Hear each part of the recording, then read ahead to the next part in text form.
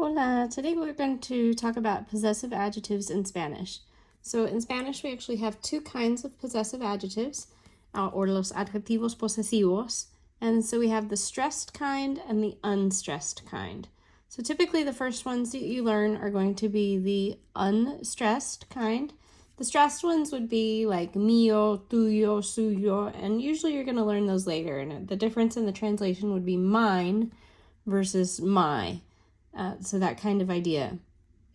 So possessive adjectives. So remember, adjectives are words that describe that describe nouns.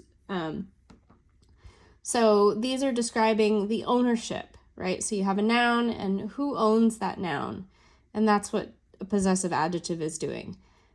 So they tell to whom or what something belongs. And your translations would be things like my, your, his, her, our, their. So those are the ways that we would translate those in English. So when we do possessive adjectives in Spanish, some of them will have just two forms, and some are going to have up to 4 forms. So we're going to start out with the ones, just in the normal order that we would always start out. So we have me and mis. So those are the ones that are going to be my. So here we have 2 forms, and what that means is it's only going to agree in number, not gender. So if I own one thing, for instance, I have a book, it would be mi libro. If I have more than one book, it would be mis libros. So the way that I like to think about it is, if you have an S here, you're going to have an S here. So you want to make those essentially match. So again, no gender agreement here. We only have to worry about number. So mi libro, mis libros, my books. Okay, the next one is tú and tus. So that would be your, and of course this is the your that would go along with tú, the subject tú. So this is the familiar one, right? The familiar or informal form. So when you're maybe on first name basis, someone that's the same age or younger, and you want to express something that belongs to them. So your. So if it's your book, one book would be tu libro. More than one book would be tus libros. And one thing to note when we're doing possessive adjectives is that we're not going to have a definite article, so there's no el or la, there's no un or una. So possessive adjectives work sort of as a replacement of that, right? And think even in English, we don't say my, the book, right? So we're not going to do that in Spanish either. It's just mi libro or tu libro. Okay, so then our next category is going to get a few more meanings. So our next one is su and sus. Now this one can mean a whole bunch of things, and it's going to mean a whole bunch of things twice, over here on the singular side, and then it will also happen on the plural side. So su and sus can actually be his, her, or your, and this time that's the formal one, right? Your polite form when you treat someone as usted. So we're going to do the same thing. So we would have su libro, or plural, sus libros. So again, we're going to have those S's match, right? If this is plural, this is plural. So what you want to think also is, whenever you do these, the first letter is basically matching whoever owns it.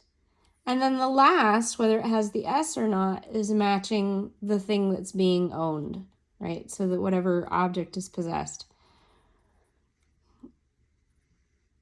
Okay, so going back to su and sus, right? So that could be su libro, could be his book. It could be her book. It could be your book. And again, over here when we get to the plural, it's going to mean the plural things as well. So we're missing some clarity sometimes when we're over here with su and sus. And so that just means that sometimes we may have to clarify, and I'll get to that a little bit later. Okay, so now let's look at where we're actually going to have four forms. So where we have four forms, and so I'm going to try to divide this here now between the singular side over here and the plural side over here. So the one that would be our, we have four forms. So we have nuestro, nuestra, I misspelled that, sorry, nuestros, and nuestras. So those are going to mean our. So what happens here, four different forms, so that means we're agreeing in number and gender. So here I can't just stick with the libro example. I have to venture into something feminine as well. So we have a book. So all of us together, we own one book. That would be nuestro libro.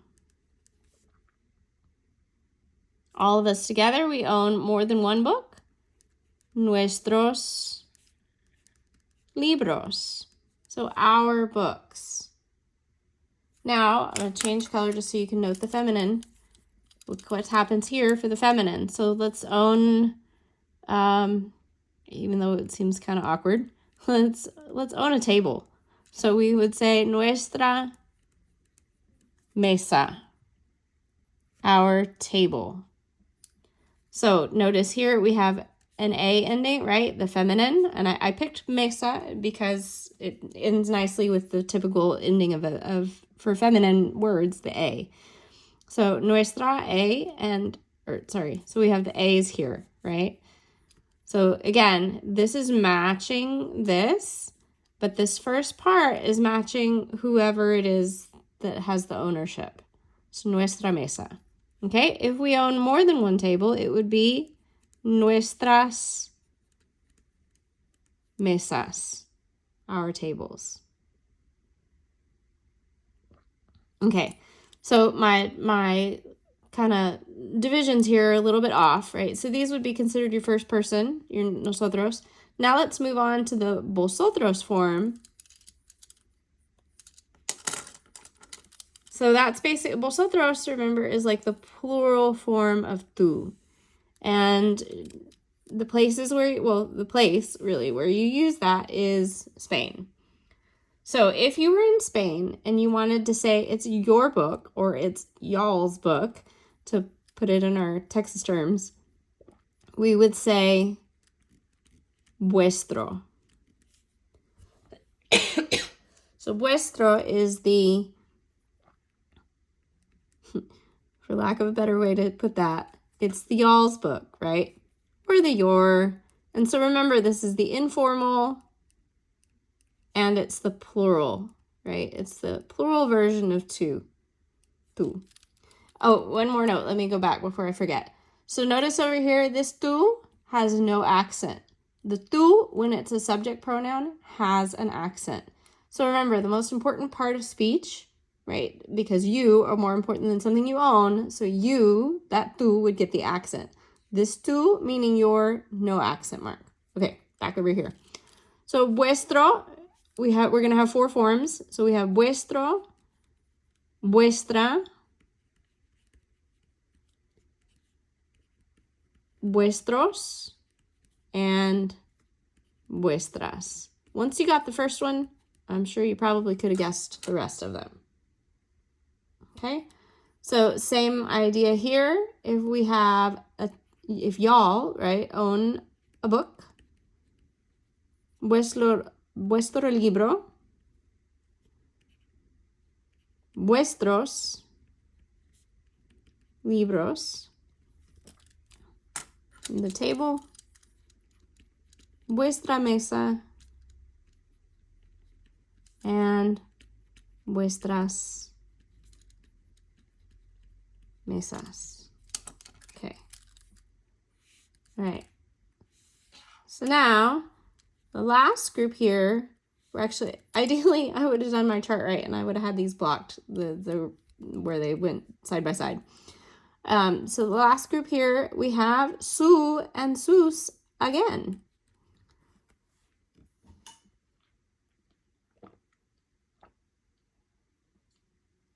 So the su and sus again, this time it's going to mean there. And so there or your, because this is still also focusing on the ustedes form, right? So this your is the formal and the plural. And so this is what the rest of us would use, right? So Spain up here, excuse me, with the vuestro, and Latin America, Central South, over here with the su and sus. So it's the same, right? We would have su libro, sus libros. So nothing new or exciting there, right? Just notice that it can be a singular ownership or it can be a plural ownership. So when you look at these, sometimes you think, okay, well, I'm listening to this conversation and it says su libro. How do I know whose book that is? Well, typically in the conversation, right, you would have caught on, but maybe you didn't. So one of the ways that we have to clarify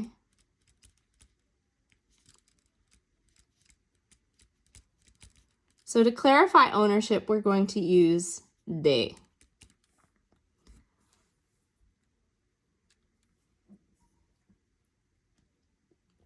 So for instance, if I say, es su libro, well, we really don't know who that book belongs to. So we would say, es el libro de Juan,